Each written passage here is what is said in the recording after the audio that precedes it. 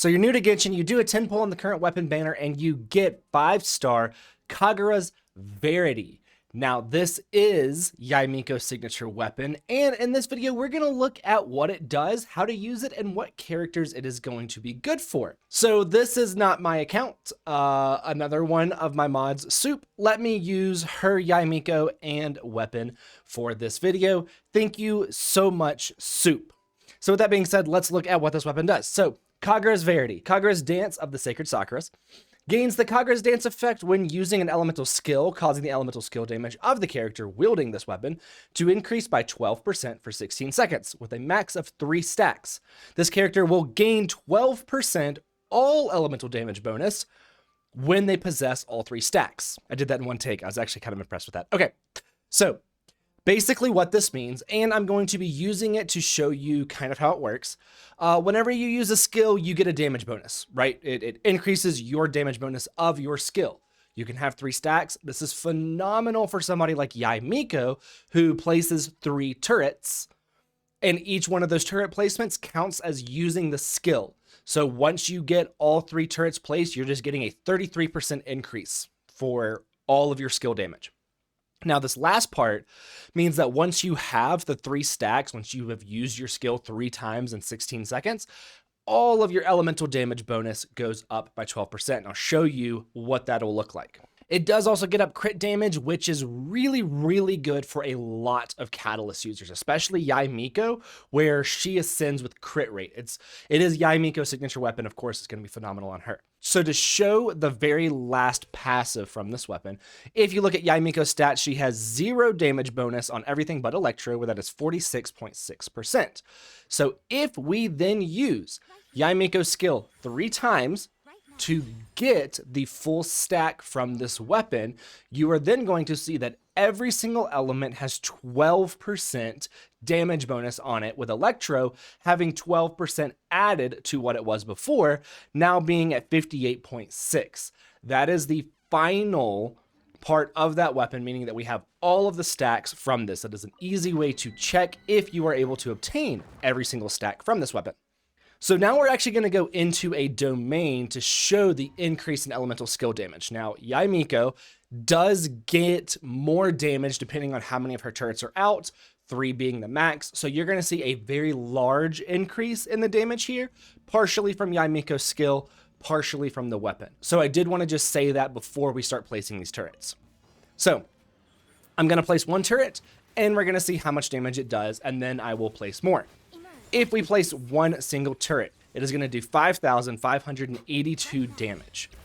If we place the other turrets, we are going to be getting an increase in damage from Yaimiko's skill and the weapon, culminating in 10,375 damage.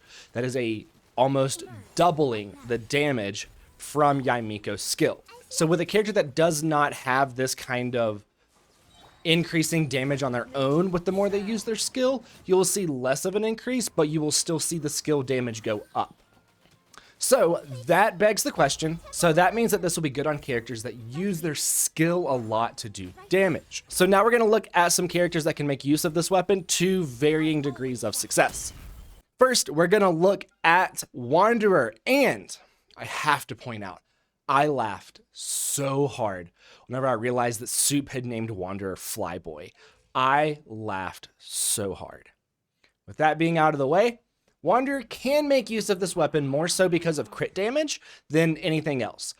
So Wanderer's skill does have a 6-second cooldown, meaning that you can use the skill, 6 seconds later use it a second time, and then 12 seconds from the first one, use it a third time. So you can get all 3 stacks, but you won't be able to have them for the entire duration of the skill damage kind of thing. Can be useful on Wanderer, but there are better options. So next is going to be a character like Yanfei, and kind of Klee would fall into this as well. Klee would be able to use it better than Yanfei though. So Yanfei's skill does take 9 seconds to cool down, meaning that you could only realistically get 2 stacks. You would never get the 3rd stack with Yanfei. You could use a skill at 9. You could use a skill. So you could use her skill, 9 seconds later use a second skill, but then by the time the 18 seconds hits to use it a 3rd time, the passive's already gone. The first passive is already gone. Now, Klee does have 2 uses of her skill with the bombs, so she would be able to make more use of this, but both of them can appreciate the crit damage, so it is usable, it is viable, you can use it, but there would be better options for both. And I don't show Klee in this video, and because I've said that, Soup is not going to be happy that I don't show her Klee. Next is going to be Charlotte, and out of all of the characters in this, Charlotte will be able to use this the least. One, like I've said, she'll appreciate the crit damage. She will appreciate the increase in skill damage. However, her skill cooldown on the hold is 12 seconds. Her skill cooldown on the press is 12 seconds, and on the hold, it's 18. So you would essentially have to use her skill on the press and then get 4 seconds on the hold, which by then it probably takes about that time to actually hold her skill down. So you're not going to get too much damage off of it. You're not ever going to be able to get the 3rd stack. You're not really going to be able to get much more than 1 stack reliably and consistently, but she can appreciate the crit damage. Again, there are going to be better options for a character like Charlotte, but she can do it. I don't think that the hold with a tick counts as using the skill again, so you wouldn't be able to get up the stacks. If I'm wrong on that, if the skill would count, if the skill ticks with her hold would count as using the skill again, let me know down in the comments. I don't think so. I don't think that that's how it would work, but let me know. Now, next is going to be the always wonderful Ningguang. However, getting all 3 stacks is going to be locked behind her 2nd constellation. So her 2nd constellation is that if the Jade screen, which is her skill, breaks, it will reset the cooldown. And that can happen every 6 seconds. So you could set up the Jade screen, use her burst to immediately shatter the Jade screen, set it up again, getting 2 stacks relatively quickly, and then trying to either get the screen broken or use her burst again or wait for the whole cooldown. If her Jade screen does break from enemies or anything like that, then you can get it up a 3rd time easily and get all stacks on Ningguang. She will also appreciate the crit damage. Now, I do think that something like Solar Pearl is a much better option on Ningguang than Kagura's Verity, but it can be used on her. And last but not least, we have Lisa. This is Lisa's best in slot weapon, just like it is for Yaimiko. Why? Because you can spam Lisa's skill with the tap version and easily get up all the stacks just like Yaimiko.